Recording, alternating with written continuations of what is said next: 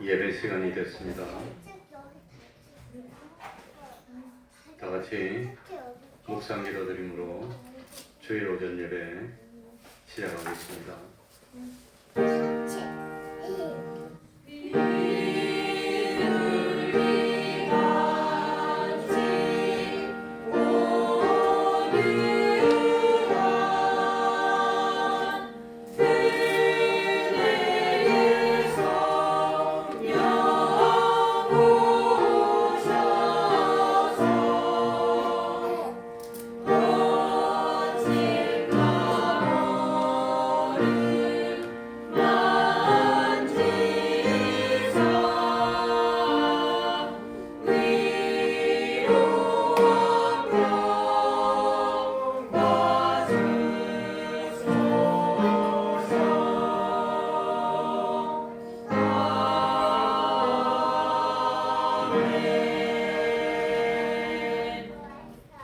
하나님 아버지, 거룩한 주일을 허락하여서 우리를 감화감동으로 역사하여 주시고 모든 방해하는 마귀의 세력을 이기게 하여 주셔서 이렇게 하나님 앞으로 불러주신 그 은혜에 진실로 감사드립니다. 하나님 아버지, 우리 주님은 세상에 오셔서 가난한 목수의 아들로 사셨고 참 많은 어려움을 당했으며 우리를 구원하기 위해서 십자가에 죽으시기까지 하시고 3일 만에 부활하셨습니다. 하나님 아버지, 우리들도 세상에 살면서 하나님의 사람된 마땅한 도리를 다할 수 있도록 하여 주옵소서. 하나님의 은총 가운데서 참으로 합당한 삶을 살아 우리 하나님께 기쁨이 되는 저희들이 될 수 있도록 하여 주옵소서. 우리 주님이 세상에 오셔서 하나님 주신 그 사명을 감당하기 위하여 온전히 33년을 헌신하였듯이 오늘날 우리들도 세상에 살면서 욕심을 앞세워 사는 것이 아니라 하나님이 나에게 주신 그 사명을 감당하기 위하여 모든 것을 쏟을 수 있는 그런 슬기롭고 복된 삶을 사는 저희들이 되게 하여 주옵소서. 참 주님의 은혜로 죄 많은 저희들이지만 참 죄 없는 저희들이 됐습니다. 우리 주님의 은혜로 불의했던 저희들이지만 하나님 앞에서 의롭다 칭함을 받았습니다. 참 주님이 친히 화목의 제물이 되심으로 하나님을 배반했던 저희들이 하나님과 하친된 자녀가 되었고 하늘나라 백성이 됐습니다. 이제는 이 사실을 깨닫고 주님이 우리를 얼마나 사랑하셨는지, 우리를 사랑하셔서 얼마나 희생했는지를 깨닫고 주님의 사랑에 감동되어 원하고 원해서 나도 역시 나의 십자가를 지고 주님을 따르는 복된 삶을 살아서 세상에 살 때보다도 늙어지면 더 행복하고 죽음 이후는 더 행복할 수 있는 영원히 보람을 누릴 수 있는 참 축복의 길을 가는 우리 태평동교회 권속들이 다 될 수 있도록 이 시간을 통해서 깨달음을 주시고 확실한 믿음을 허락하여 주시옵소서. 예수님 이름으로 기도하옵나이다. 아멘. 다같이 자리에서 일어나셔서 찬송가 44장입니다.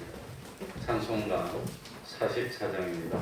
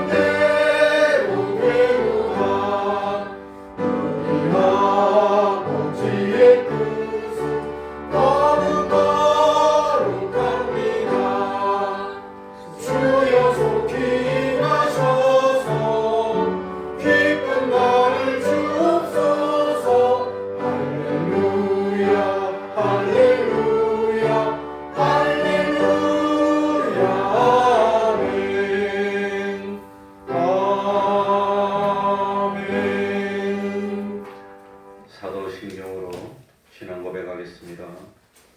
전능하사 천지를 만드신 하나님 아버지를 내가 믿사오며 그 외아들 우리 주 예수 그리스도를 믿사오니 이는 성령으로 잉태하사 동정녀 마리아에게 나시고 본디오 빌라도에게 고난을 받으사 십자가에 못 박혀 죽으시고 장사한 지 사흘 만에 죽은 자 가운데서 다시 살아나시며 하늘에 오르사 전능하신 하나님 우편에 앉아 계시다가 저리로서 산자와 죽은 자를 심판하러 오시리라. 성령을 믿사오며 거룩한 공의와 성도가 서로 교통하는 것과 죄를 사하여 주시는 것과 몸이 다시 사는 것과 영원히 사는 것을 믿사옵나이다. 아멘. 자리에 앉으셔서 찬송가 193장입니다. 찬송가 193장입니다.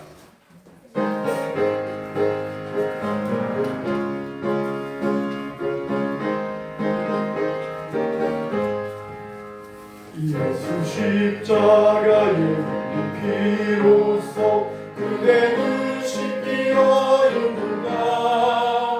더러운 죄 희대하는 능력을 그대는 정지하는가.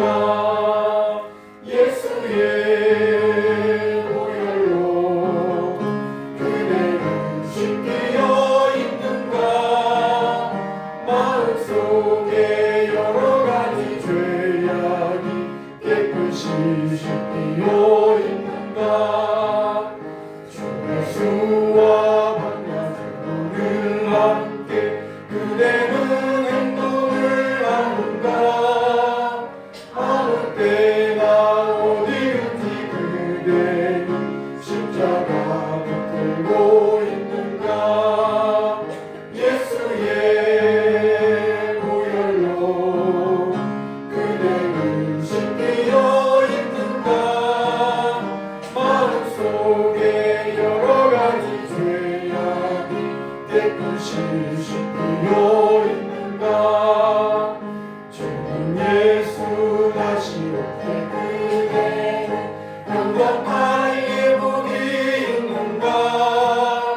그대 몸은 거룩한 곳 성전에 들어갈 준비가 됐는가. 예수의 보혈로 그대는 씻기어 있는가. 마음속에 여러 가지 죄악이 깨끗이 씻기어 있는가. 모든 죄에 더러워진 예복을 주 앞에 지금 잡아서서 샘물같이 솟아나는 보혈로 눈보다 더하게 씻으라. 예수의 보혈로 그대는 씻기어 있는가. 마음속에 여러 가지 죄악이 깨끗이 씻기어 있는가. 이 시간에는 교동문 43번을 교독하겠습니다. 교동문 43번입니다.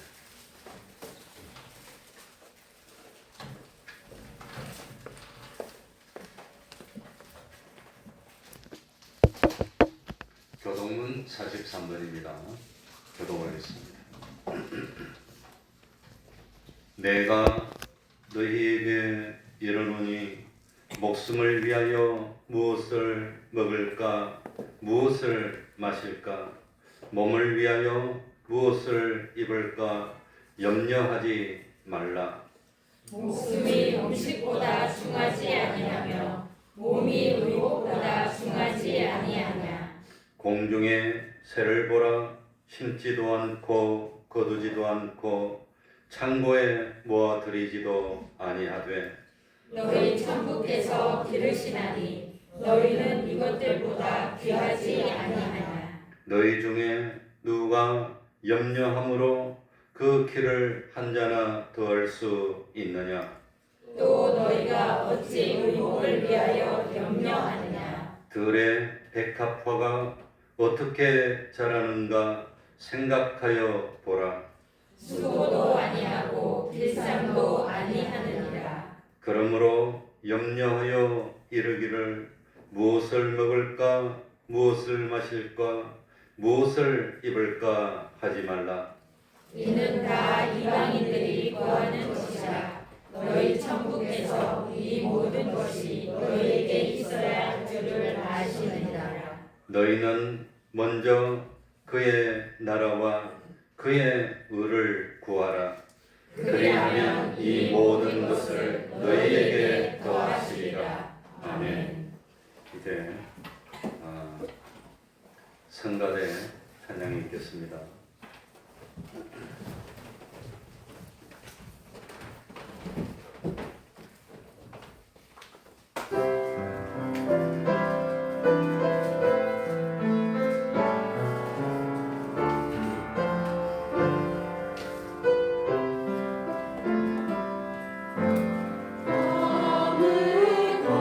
아무것도 두려워 말라. 주 나의 하나님이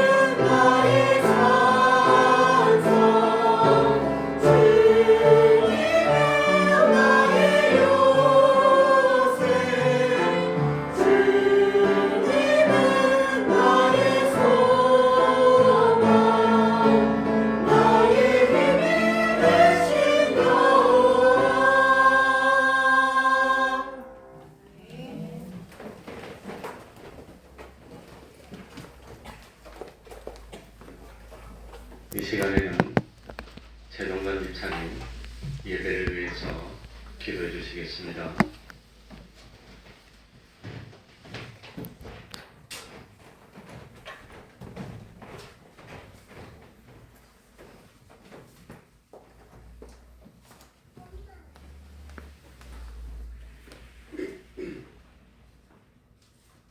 우리 소망이 되시고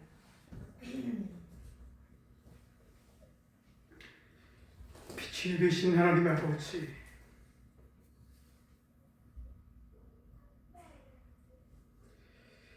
계절 가을의 끝자락을 지나고 있는 12월에 지나온 시간들을 돌이켜보며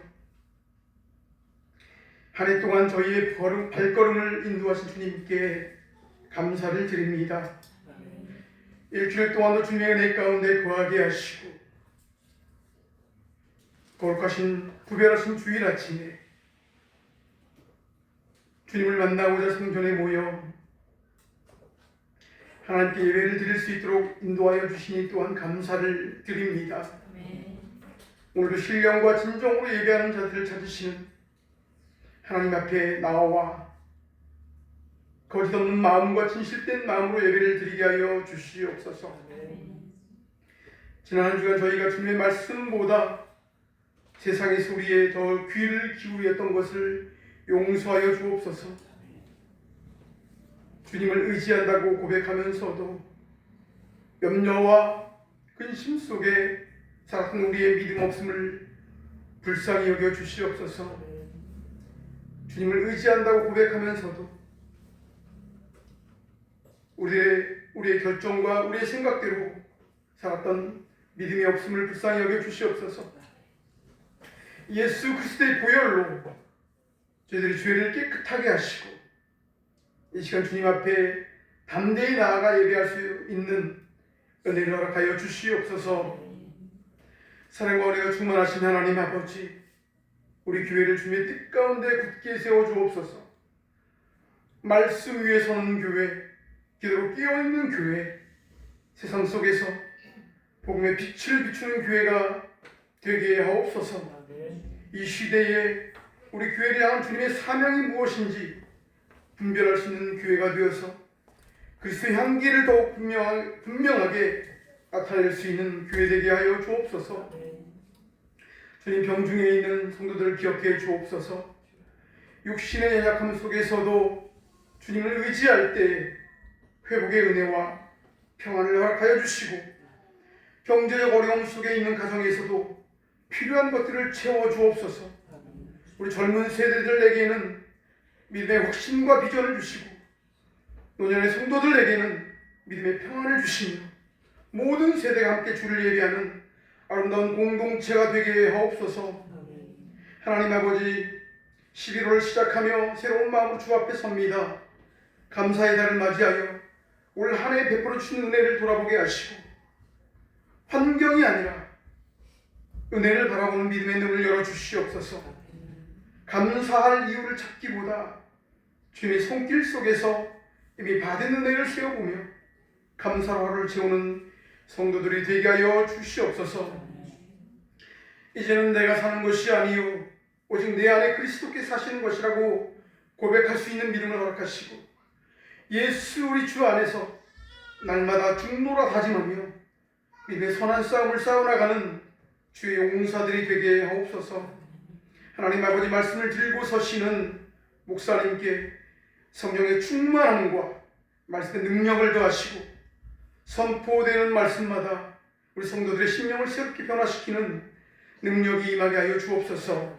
이 시간 선포되는 말씀을 통해 우리에게 말씀하신 하나님의 음성을 듣게 하시고 그 말씀을 마음속에 새겨 삶 속에서 순종하며 열매 맺게 하옵소서.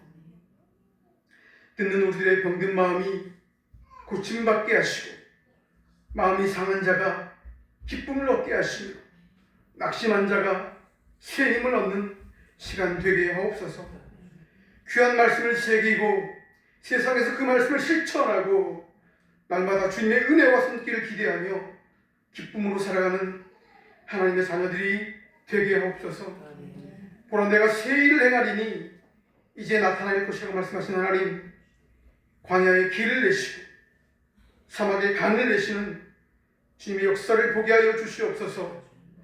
예배를 위하여 말없이 충성하는 손길들을 기억하여 주옵시고 저들의 노고와 땀이 헛되지 않도록 큰 은혜를 더하여 주시옵소서.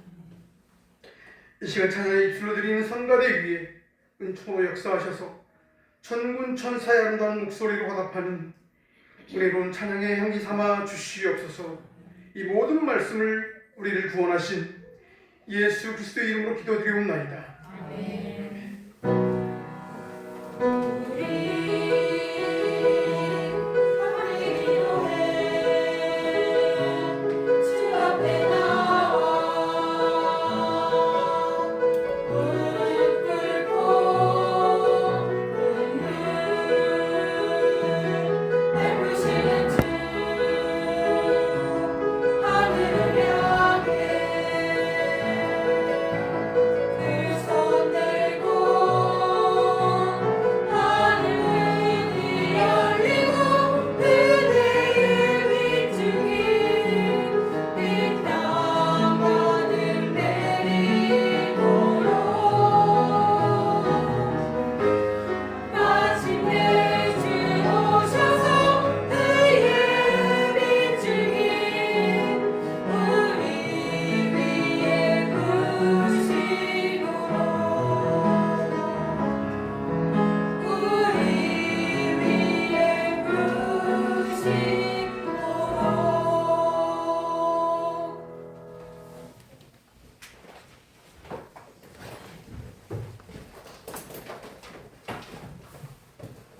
하나님의 말씀 누가복음 2장 40절입니다. 누가복음 2장 40절입니다.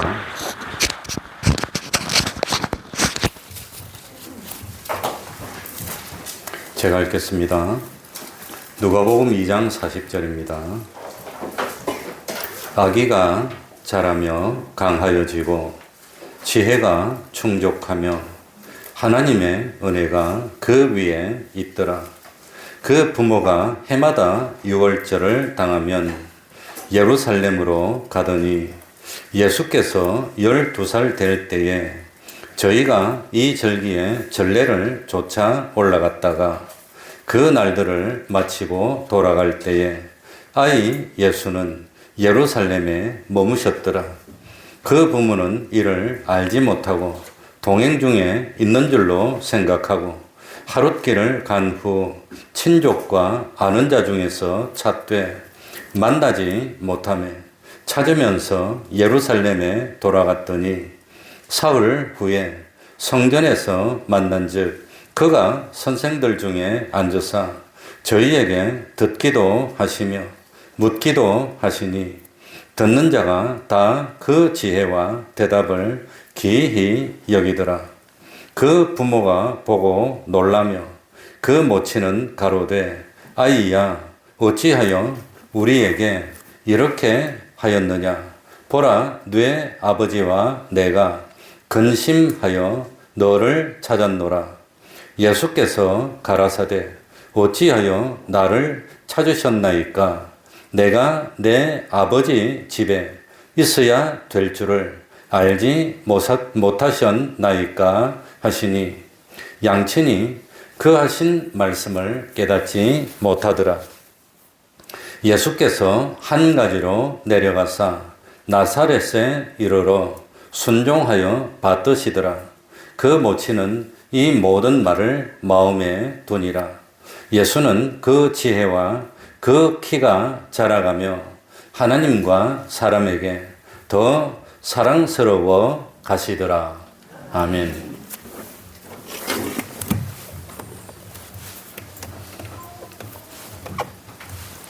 예수님이 누구시죠? 예수님은 세상에서 하신 일이 뭡니까? 이 질문은 신약 성경, 구약 성경을 막론하고 성경 전체의 중심이 되는 주제입니다. 예수님이 누구십니까? 예수님이 하신 일이 무엇입니까? 예수님은 하나님의 아들이시며 대속의 죽음을 통해서 자기 백성을 구원하신 분입니다. 구약 성경은 이 사실을 예언적으로 설명합니다. 신약 성경은 이 사실을 성취적으로 밝혔습니다. 오늘 읽은 누가복음은 바로 이 예수님이 누구신지, 예수님의 사명이 무엇인지를 계속해서 증거하고 있습니다. 누가복음 1장과 2장에는 예수님을 증거하는 여러 증인들이 등장하고 있습니다. 예수님이 누구시며 하시는 일이 무엇입니까? 제일 먼저는 제사장 사가랴와 그 아내 엘리사벳이 증거를 했습니다. 그를 뒤에 이어서 예수님의 모친 마리아도 예수님에 대해서 증거를 했습니다. 또 베들레헴 인근의 들에서 양을 치던 목자들도, 또 예루살렘 성전에 있던 시몬과 안나도 예수님을 증거했습니다. 이 외에 또 예수님이 하나님의 아들이심을 증거한 존재가 누굴까요? 가브리엘 천사도 증거했습니다. 그리고 또 누가 있을까요? 하나님도 친히 증거했습니다. 예수님이 요단강에서 세례를 받을 때 예수님을 향해서 하나님의 음성이 들립니다. 너는 내 사랑하는 아들이요. 하나님이 친히 예수님 보고 내 아들이라 그럽니다. 내가 너를 기뻐하노라. 그래서 예수님이 누구신지, 할 일이 뭔지 사람들에 의해서, 천사에 의해서, 하나님에 의해서 증거를 받았습니다. 그러니까 참 이 마리아나 예수님의 육신의 아버지 역할을 했던 요셉은 이 사실을 알고 있었을까요? 모르고 있었을까요? 알고 있었습니까? 모르고 있었습니까? 다 알고 있었지요. 그러나 이것으로 끝이 아닙니다. 내가 누구인지, 예수님이 누구인지, 예수님이 하실 일이 뭔지 그걸 누가 증거했느냐? 예수님이 친히 증거하셨다고 하는 겁니다. 오늘 본문은 그 사실을 우리에게 소개하고 있습니다.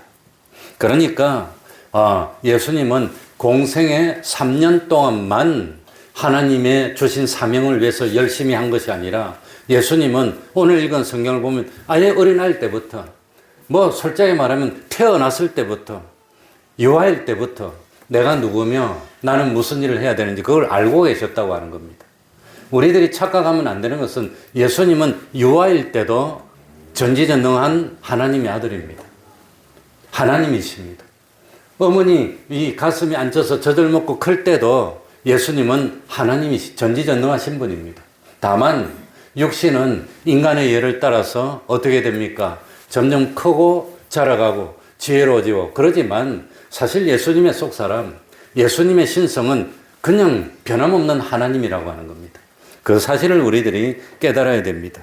그런데 이 마리아가 예수님에게 한 최고 실수가 뭘까요? 예수님을 정말로 태 속에 10달 동안 뵀습니다, 마리아는. 그리고 똑같이 통증을 느끼면서 출산합니다. 출산하고 난 뒤에 실제로 기저귀를 갈고 모유를 먹이면서 키웁니다.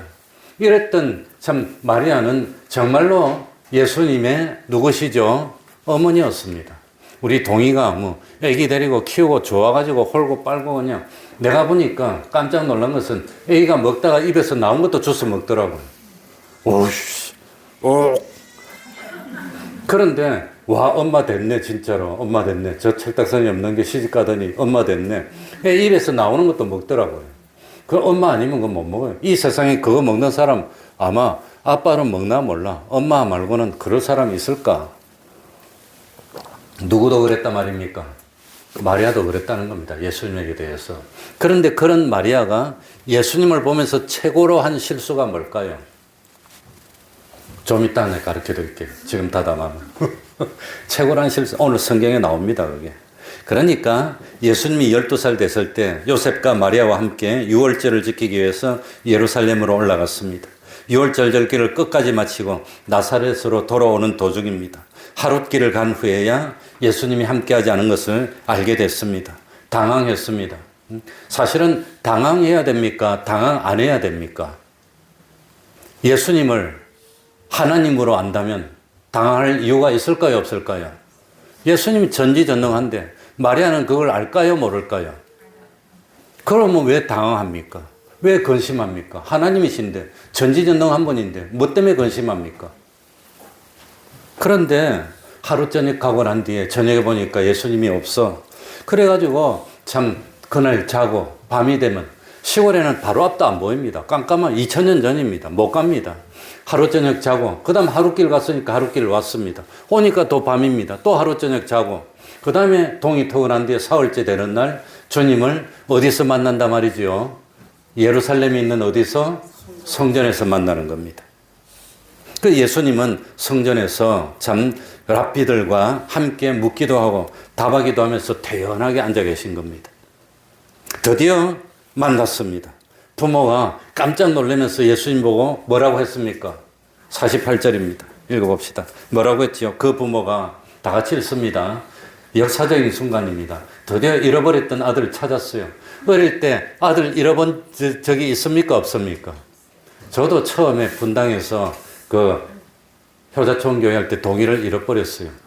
그때 갔을 때, 분당에 갔을 때가 그 아무튼 뭐 동의를 잃어버렸는데 찾았어. 아무튼 찾았는데 그 자녀를 잃어버렸을 때 부모들의 그 심정 그건 못 견딥니다. 애 잃어버리면 그 찾도록 찾는데 그 심정이 여기 나옵니다. 그 부모가 같이 읽습니다. 시작. 그 부모가 보고 놀라며 그 모친은 가로되 아이야 어찌하여 우리에게 이렇게 하였느냐 보라 네 아버지와 내가 근심하여 너를 찾았노라. 이 말씀 속에 많은 것이 녹아 있습니다. 마리아의 잘못이 많이 녹아 있습니다. 예? 그러니까 참 예수님을 보고 마리아와 그 아버지 요셉이 12년이나 길렀어요. 12년이나 길렀으니까 얼마나 친해졌습니까 이제. 그러고 보고 깜짝 놀라는 겁니다. 놀랐다고 했습니다. 왜 놀랐나? 예수님이 너무 의젓하게 있어요. 너무 의젓하게 있어요. 그러니까 의젓하게 있으면서 성전에서 랍비들하고 대화를 하고 그 예수님의 대화를 듣고 이스라엘의 최고 정통한 최고의 성경의 학자들 2000년 정통에 빛나는 그 정통 학자들 아브라함 때부터니까 뭐 그 학자들이 예수님의 한마디 듣고 깜짝 놀라는 겁니다. 아마도 예수님은 제 개인 생각이지만 이 십자가의 죽음과 부활에 대한 하나님이 이스라엘 백성을 어떻게 구원할 건가 그런 구약에 예언되어 있는 예수님에 대해서 말해주지 않았을까 생각이 됩니다. 예수님에 대해서. 아무튼 랍비가 깜짝 놀랐습니다. 예수님의 지혜와 말씀에 또 요셉과 마리아는 예수님이 너무 태연하게 앉아가지고 아무런 근심 걱정도 없이 참 성전에서 있는 모습을 보고 깜짝 놀라는 겁니다. 그렇다면 이 마리아는 예수님의 어떤 모습을 기대하고 있었을까요? 12살짜리가 머나먼 길 100수십 킬로로 왔습니다. 엄마 아빠 잃어버렸습니다. 보통 사람 같으면 집에 갈 수 있을까요? 없을까요? 불가능입니다. 완전 미화되는 겁니다. 끝난 겁니다. 아버지도 없고 어머니도 없다. 2000년 전이다. 고아원도 없다고 끝난 거지. 그러면 아이가 그냥 뭐 엄마 아빠 잊어버렸으면 어떻게 해야 됩니까? 울고 불고 그냥 뭐 요즘 같으면 파출소 갈 건데 파출소도 없어. 그러면 뭐 아이가 그냥 난리가 나고 넋이 나가고 이래야 되는데 태연하게 앉아서 탁 대화를 하고요. 그거 보고 엄마 아빠가 놀랐다고 하는 겁니다. 예? 엄마 아빠가 놀랐어요. 그러니까 아들은 엄마를 잃어버리고 아빠를 잃어버리면 울고 불고 앉아가지고 그냥 뭐 이리 갔다 저리 갔다 하고 붙들고 물어보고 이래야 되는데 전혀 안 그런 겁니다. 전혀 안 그런 겁니다. 그러니까 정말로 부모들이 아이들 잃어버려 봤으면 알 거예요. 이 자기 동네에서 잃어버린 겁니까? 130km, 40km 가서 저 그냥 멀리 가서 잃어버린 겁니까? 근데 어떻게 찾아요? 못 찾지. 택시 타고 갑니까, 집에를? 택시가 어디 있어, 그 시절에? 뭐 아무것도 없는데. 길을 어떻게 합니까? 100km 이상, 140km를 왔는데. 그러니 예수님이 당황하고 그래야 되는데 태연하고 우주하고 이러니까 부모가 놀랐다고 하는 겁니다. 아마도 마리아나 요셉은 예수님에 대해서 걱정을 하면서 애타게 찾았던 것처럼 예수님도 당황하고 걱정을 하면서 어머니를 찾으려고 그냥 뭐 애타게 찾고 있을 거라고 생각한 그게 잘못입니다. 그게 잘못이라는 겁니다. 왜? 예수님은 누구시니까? 하나님인데 예수님은 태어나서 이때까지 단 한 번도 실수한 적이 없는데 실망시킨 적이 없는데 한 번도 잘못한 적이 없는데 오히려 예수님은 본이 됐고 가정의 참 모든 문제를 다 해결해 주는 그런 능력 있는 분인데 그러니까 참 이 요셉과 마리아의 생각은 완전히 빗나갔다고 하는 겁니다. 완전히 빗나갔습니다. 예수님은 이스라엘의 정통한 랍비 근처에 마리아와 요셉은 오지도 못할 거예요. 그런 이스라엘의 최고의 권위 있는 그런 랍비나 스승들인데 자기들이 어떻게 옆에 옵니까? 근데 예수님이 그 옆에서 대등하게 그냥 주고받고 이러면서 있는 모습 보고 그냥 놀랐다고 하는 겁니다. 놀랐습니다. 예수님은 온전하신 분입니다. 예수님은 다른 사람에게 근심이나 끼치고 걱정이나 끼치고 그런 분이 아닙니다. 그런데 참 이번에 요셉과 마리아는 예수님의 전혀 예상하지도 못한 행동에 때문에 근심했다고 하는 겁니다. 근심하며 그래서 저는 고민해 봤습니다. 과연 마리아는 예수님의 이런 행동을 보고 근심해야 할까? 왜 근심해야 됩니까?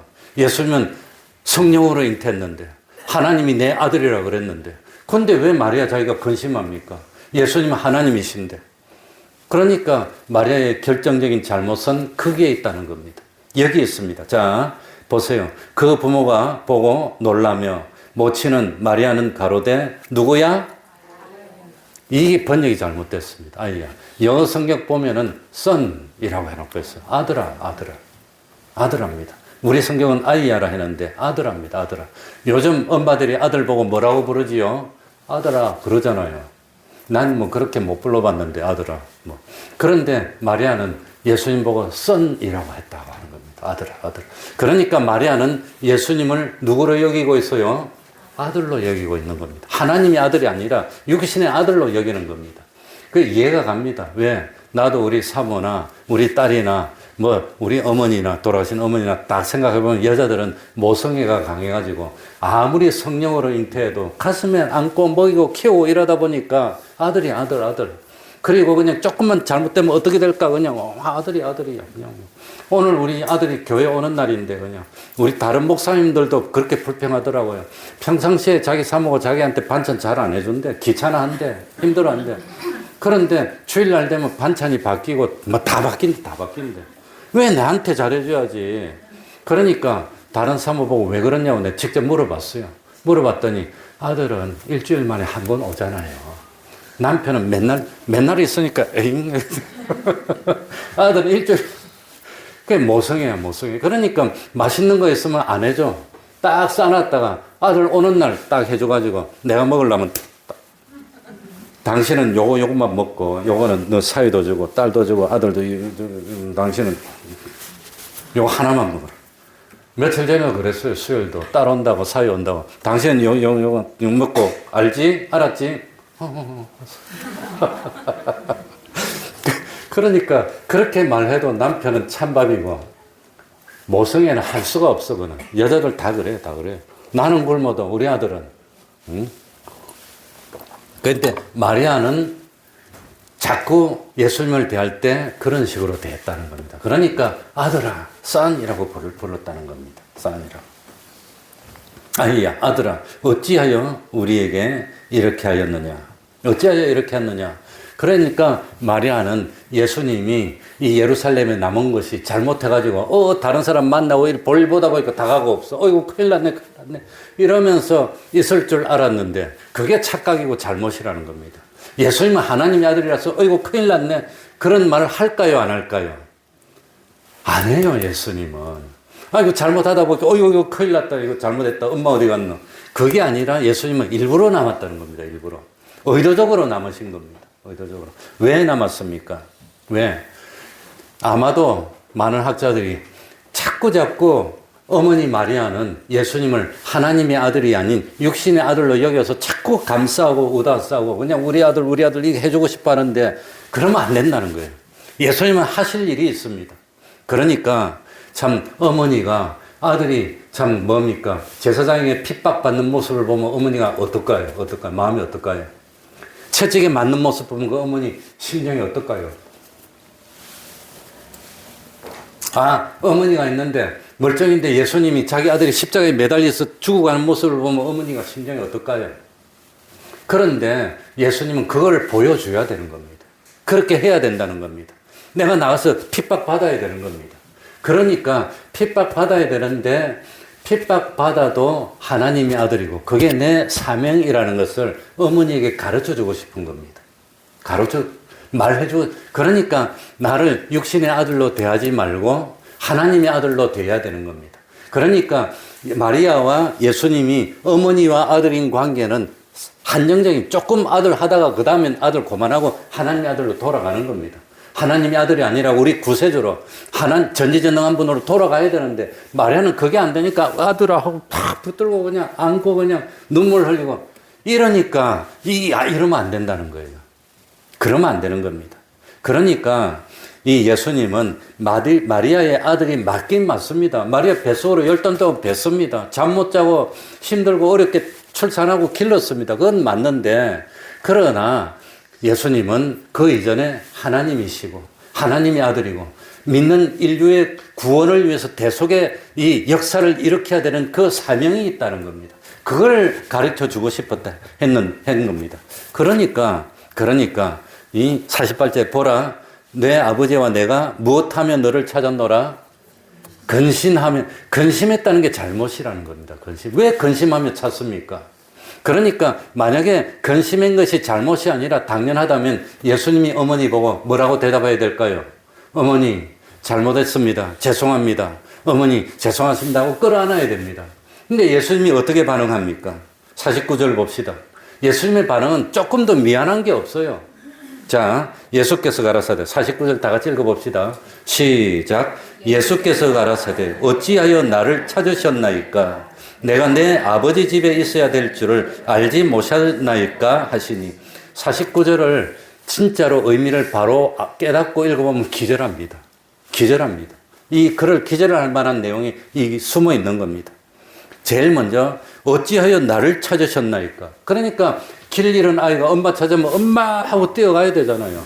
우리 뭡니까? 지원이가 요 들어오면 엄마 뛰어가잖아요. 잃어버렸다가 찾았는데 얼마나 뛰겠어요. 그런데 전혀 안 그러고 예수님이 어찌하여 나를 찾으셨나이까? 말 됩니까? 잊어버렸는데 애인데 12살인데 그래도 12살인데 애인데 근데 3일 동안이나 떨어졌는데 어머니가 찾아왔는데 왜 나를 찾아옵니까? 이랬다고 하는 겁니다. 이건 누가 하는 말입니까? 하나님의 아들이 피조물에게 하는 말입니다. 이게 엄마 아빠를 잃어버렸던 아이라면 부모에게 그렇게 말을 할 수가 없어요. 어떻게 그럴 수가 있습니까? 엄마 그러는 거지. 근데 예수님은 마더라고 한 번도 한 적이 안 합니다. 마더라고 하지 않습니다. 그러지 않습니다. 그러니까 예수님은 뭡니까? 마리아가 너무 인간의 정이 끌려서 자꾸 아들을 정으로 대하고 그렇게 하려고 하니까 자꾸 가르쳐 주는 겁니다. 난 하나님의 아들입니다. 성령으로 잉태하지 않았습니까? 그거 가르쳐 주는 겁니다. 그리고 좀 있으면 아버지 요셉이 죽습니다. 그리고 예수님은 그 동생이 6명 이상 되는 소년 가정의 역할을 하면서 이 가정을 다 이끄는데도 마리아는 자꾸 붙들고 나중에 그 예수님이 공생에 나왔다가 가나의 혼인잔치에서 처음에 기적을 일으킬 때 뭡니까? 예수님이 마리아가 아들한테 부탁할 때 아들은 엄마를 부를 때 마더라고 안 부릅니다. 뭐라고 부르지요? 어머니랍니다. 어머니. 말 됩니까? 어떻게 아들이 엄마 보고 여인이요, 여자요 이렇게 말할 수 있습니까? 엄마 이렇게 불러야지. 그 하나님의 아들로서 부르는 겁니다. 그러니까 여기서도 마찬가지입니다. 어찌하여 나를 찾으셨나이까? 안 찾아도 되는데, 찾지 말아야 되는데 왜 찾아서 여기까지 옵니까? 그 말이라고 하는 겁니다. 이게. 왜 나를 찾아옵니까? 나는 할 일이 있어서 정당하게 여기 있을 건데. 그리고 그 뒤에 나오는 말은 기절초풍한 말입니다. 기절입니다. 이거는.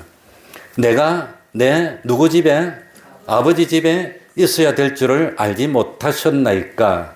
여기 아버지는 대문자로 적혀 있습니다. 소문자가 아닙니다. 그러니까 여기 아버지는 하나님을 가리키는 겁니다. 내 아버지가 누구란 뜻입니까? 하나님이라는 뜻입니다. 하나님.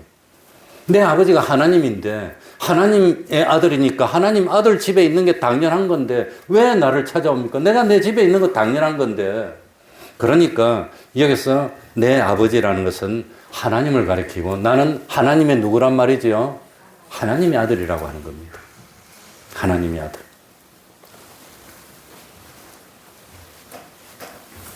그러니까 이 말도 말이 안 됩니다. 어찌하여 나를 찾으셨나이까? 나를 찾을 필요가 없는데, 안 찾아도 되는데, 그런데 왜 나를 근심하면서 찾는단 말입니까? 근심할 필요가 없는데. 그러니까 이거는 단순한 인간의 아들이 인간의 어머니한테 할 수 없는 말이라고 하는 겁니다. 그리고 내가 내 아버지 집에 있어야 될 줄을 알지 못하셨나이까?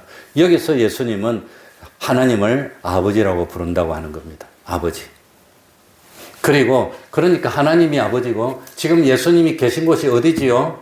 예루살렘 어디? 성전. 성전은 누구 집입니까? 하나님 집이고 예수님은 하나님의 아들이니까 우리 아버지 집이 여기라는 겁니다. 내가 정말로 있어야 될 곳이 어디야? 여긴데 왜 나를 찾아와요? 내가 내 있어야 될 곳에 있는데 왜 나를 찾습니까? 그 말입니다.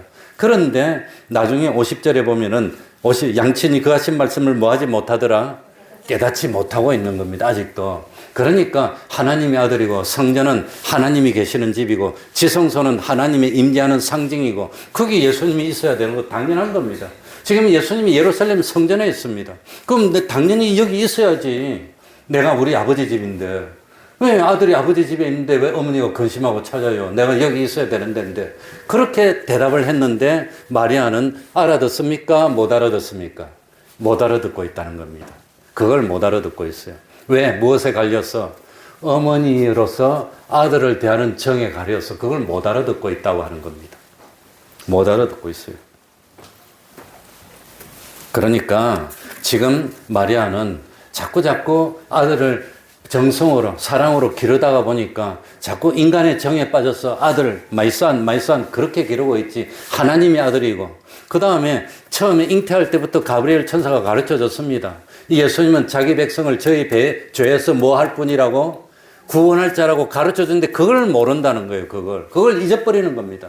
이 아들은 하나님의 아들이시고 우리 구세주시고 장차 이참 우리 택한 하나님의 백성들을 구원으로 이끌어야 될 사명이 있는 분인데 그걸 자꾸 잊어버리고 있다고 하는 겁니다.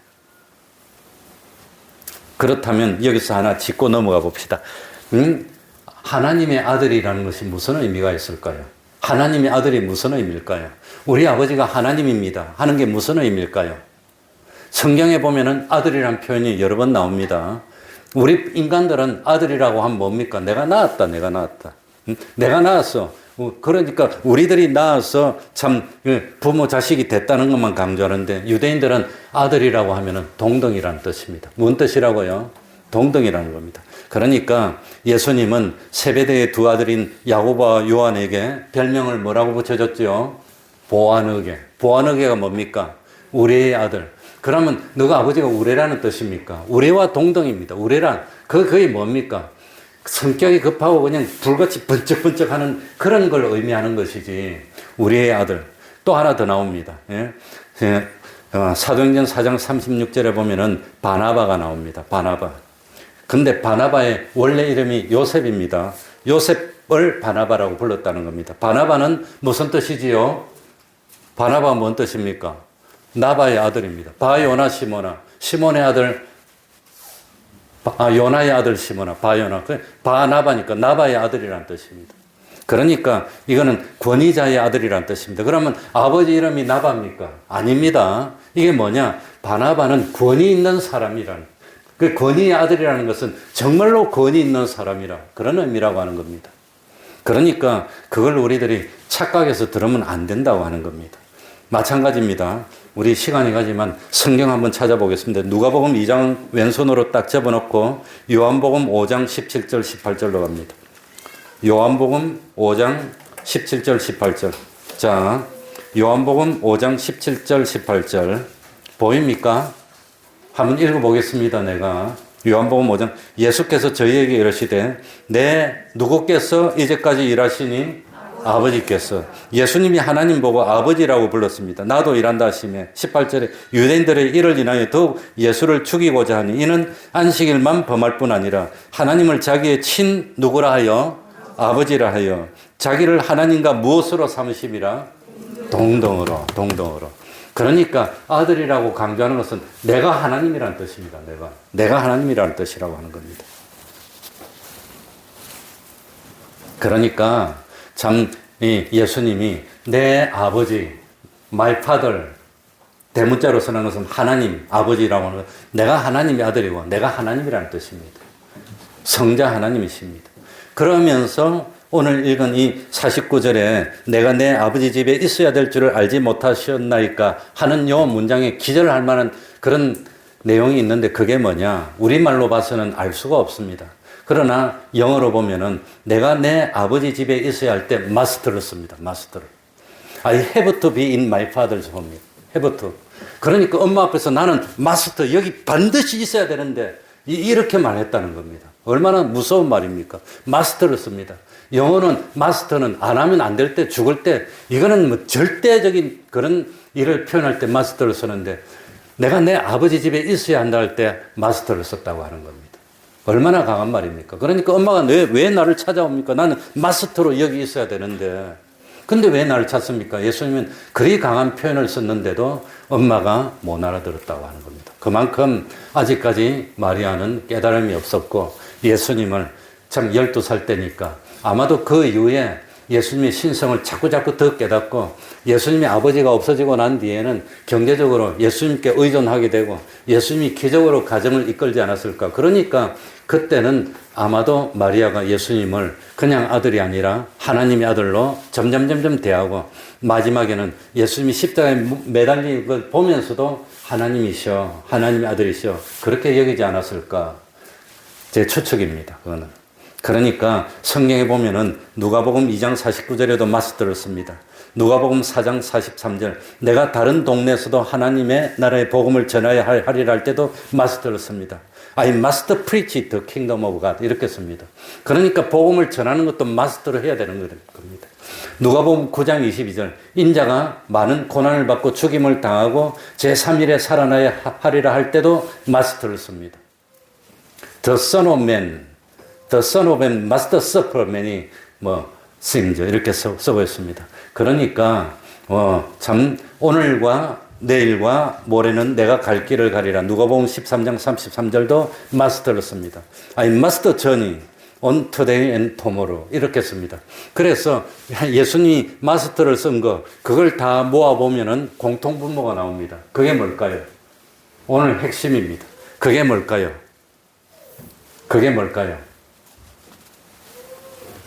예수님이 다른 성경에서도 must를 꼭 쓰는 경우가 있습니다. 그게 뭐냐? 하나님이 나에게 주신 사명에 대한 걸 설명할 때는 must를 쓴다는 겁니다. 하나님.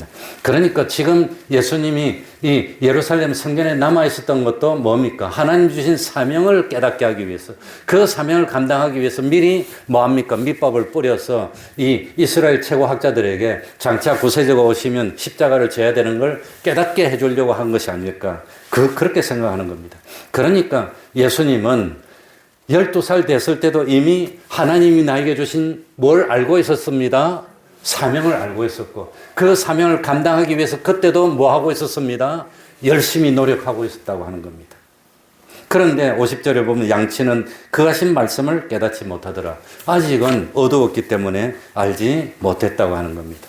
그리고 51절 보면은 참 그렇다고 해서 예수님은 사명을 감당한다고 해서 공생에 나가기 전에는 부모를 버리고 나가지는 않았습니다. 그리고 빠졌던데 내가 하지 못한 것이 하나 있었는데 뭐냐 하면은 참 뭡니까 이 예수님이 난지 8일 만에 뭡니까 할례 받으러 성전에 왔을 때 시몬이 예언합니다. 앞으로 칼이 마리아 보고 내 마음을 쪼개듯 하리라 합니다.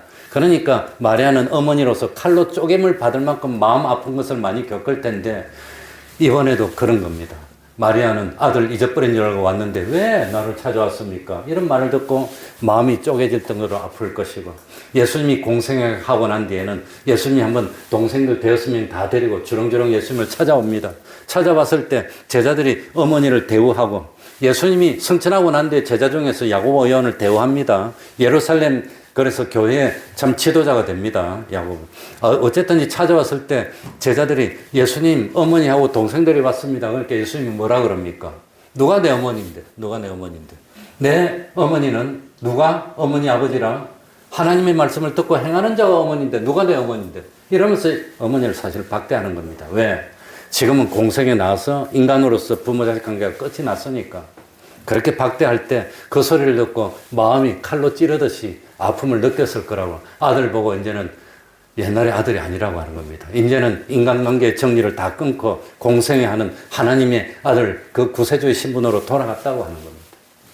그러니까 마리아는 우리가 모르지만 부모로서 그런 마음 아픈 것도 겪었다고 하는 겁니다. 마지막으로 이거 하고 마치겠습니다. 그렇다면 이 오늘 제목이 예수님의 소년 시절인데 예수님의 소년 시절을 어떻게 보냈단 말입니까? 한마디로. 어떻게 보냈어요? 예수님은 소년 시절 30년을 어떻게 보냈어요? 예수님은 공생의 30년은 십자가를 지기 위해서 나가서 고난받고 십자가를 지는 준비를 하면서 내가 하나님의 아들인 것을 증거하고 다니고 그랬는데 예수님의 공생의 전에 30년은 어떻게 사셨어요? 결론적으로. 어떻게 살았어요? 예수님의 공생의 전에 소년 시절에도 공생애와 똑같이 하나님이 주신 사명을 감당하기 위해서 사셨다고 하는 겁니다. 그게 결론입니다. 그게 결론입니다. 그러니까 공생에 나오기 전이라고 해서 예수님이 마음대로 했냐 그런 게 아니라 어릴 때부터 12살 때부터 마스터 쓰면서 성전에 있으면서 하나님이 주신 사명을 감당했다고 하는 겁니다. 다만 공생에 나갔을 때는 집하고 모든 인연을 다 끊고 나가서 3년 동안 안 들어오면서 십자가를 지고 복음 전하다가 죽고 부활하고 끝났고 공생애 때는 예수님의 어머니 마리아의 아들의 역할을 하면서도 뭘 감당했단 말이지요? 하나님 주신 사명을 감당하기 위한 삶을 살았다고 하는 것. 이게 결론입니다. 그러니까 예수님은 공생의 3년뿐만 아니라 태어나서 30년 동안도 내내 하나님 주신 사명을 한 번도 잊은 적이 없고 그 사명을 감당하기 위해서 충성을 다하는 삶을 살았습니다. 하는 것이 결론이었습니다. 그러니 우리는 어떤 삶을 살아야 되겠습니까? 우리도 세상 사는데 최고 중요한 게 뭡니까? 돈 버는 겁니까? 자녀 키우는 겁니까? 뭐가 제일 중요하지요? 하나님이 나에게 주신 사명에 충성하는 것이 중요하다는 걸 깨달아야 됩니다. 말씀을 생각하면서 결심하면서 하나님 앞에 통성으로 기도드리겠습니다.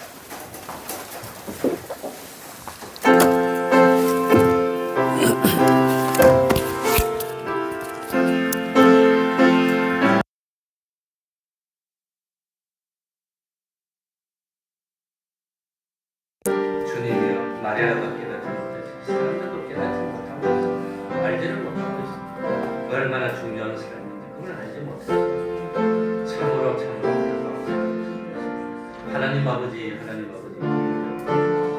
다시는 하나님의 말씀을 범하지 않고 죄를 범하지 않고 하나님 안에서 항상 주님이 주시는 천국의 기쁨을 누리며 살아야 되는 그러지를 못하고 있지 않습니까? 주님이여 긍휼 베풀어 주시고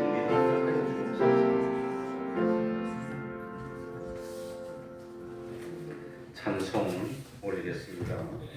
찬송가 429장 429장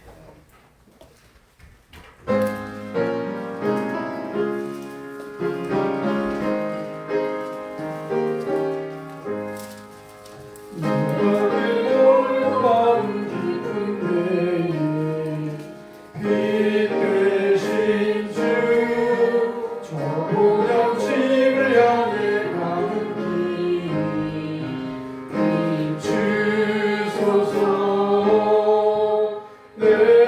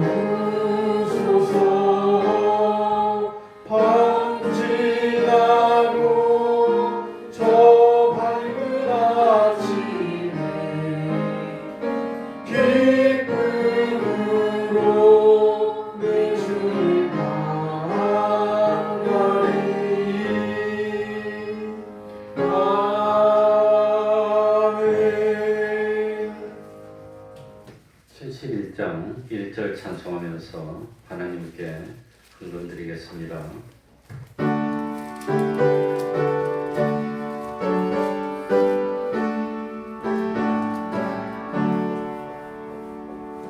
내게 있는 모든 것을 아낌없이 바치네.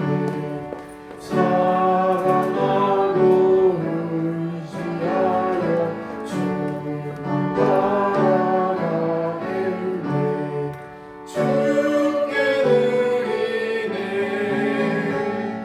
주께 드리네. 사랑하는 구주 앞에 모두 드리네. 아멘. 하나님 나라를 생각하며 매 순간 준비하게 하시니 감사합니다. 하루에도 몇 번씩 하나님을 찾게 하시니 감사합니다. 무릇 내 마음을 다스리고 주님만 바라보게 하시는 은혜 주님을 감사드립니다. 기도하겠습니다. 하나님 아버지 감사드립니다. 진실로 진실로 구원의 도리를 깨닫는 그 기쁨 누릴 수 있도록 하여 주시고 몸이 세상에 있지만 우리 주님이 주시는 하늘나라의 기쁨 누리면서 하늘나라를 바라보고 나가는 삶을 사는 저희들이 되게 하여 주옵소서. 하나님께 정성을 드립니다. 마음도 드립니다. 우리 하나님 받으시고 세상에서 좋은 것으로 영원히 신령한 것으로 축복하시고 하나님을 바라는 저희들이 세상에서 수치를 당치 않도록 하여 주옵소서. 하나님 아버지 세상에 살면서 여호와를 진정 목자로 삼아 부족함이 없도록 하여 주시고 참 부족함이 없는 우리 태평동 교회 권속들의 가정들이 될 수 있도록 은혜 베풀어 주옵소서.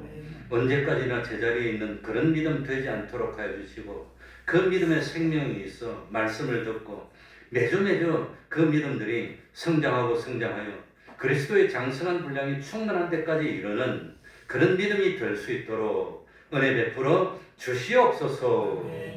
예수님 이름으로 기도하옵나이다. 아멘.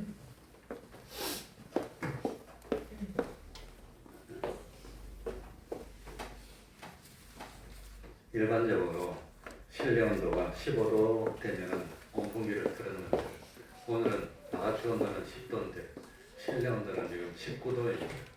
그래서 온풍기를 안 틀었는데 필요하면 말씀하시기 바랍니다. 저는 추워서 조끼를 하나 입었는데 땀이 납니다. 11월 16일 주일은 추수감사절로 지킵니다. 지난주도 광고를 했지만 그래도 한 번씩 인터넷 밴드를 확인하시고 혹시 뭐 알릴 일이 있으면 인터넷 밴드를 통해서 공지를 올려주시고 교회주도 필요하면 올리고 그렇게 하겠습니다. 그러면 다 같이 일어나셔서 1장 찬송 부르고 축도를 마치겠습니다.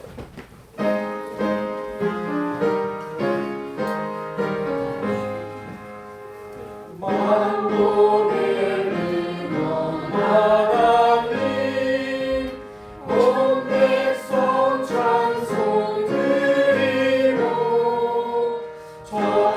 저천사여 찬송하세 찬송 성부 성자 성령 아멘. 우리 주 예수 그리스도의 은혜와 하나님 아버지의 사랑하심과 성령님의 교통하심이 항상 함께하기를 축원하옵나이다. 아멘.